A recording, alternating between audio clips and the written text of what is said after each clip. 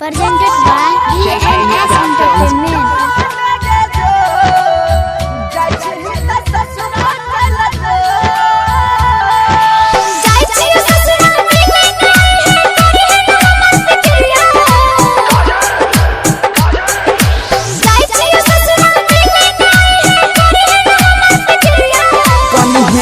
हमारा खातिर कहियो खाइले बाप के क्रिया आरो अभी नहीं हमारा खातिर कहियो खाइले बाप के क्रिया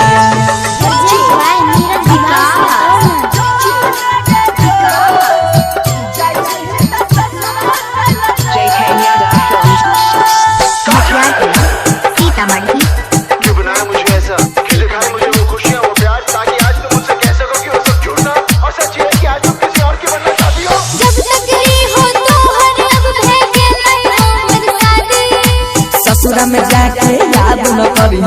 जो भी हरम जादे फिर छोड़ा हमर पीछा छोड़ देनी तोरा हम गोर लागे छियो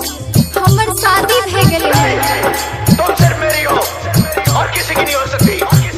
हम दोनों के बीच अगर कोई आया तो समझो वो मर गया जब तक हो तोहर अब भ गेलै हमर शादी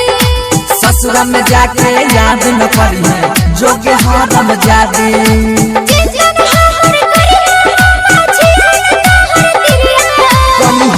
हमारा खातिर कहियो खाइले बाप के क्रिया आरो अभी नहीं हमारा खातिर कहियो खाइले बाप के क्रिया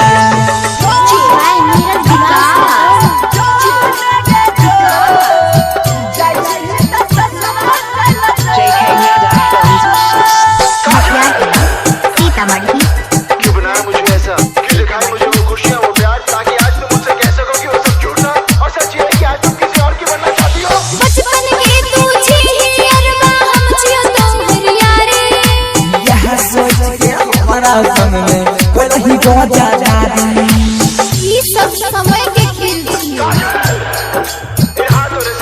छोड़े हैं चला ना नहीं भूले अगर इस चौखट पर बारात आई तो टोले की जगह उनकी अर्थियां उठेगी और सबसे पहले अर्थी उसकी उठेगी जिसके सर पर सहरा होगा बचपन की तुझी ही अरवा हम हो तो हरियारे यहाँ से हमारा सामने बड़का गौजादारी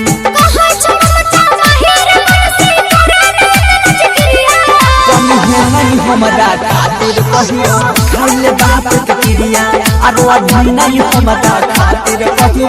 खाइले बाप के क्रिया।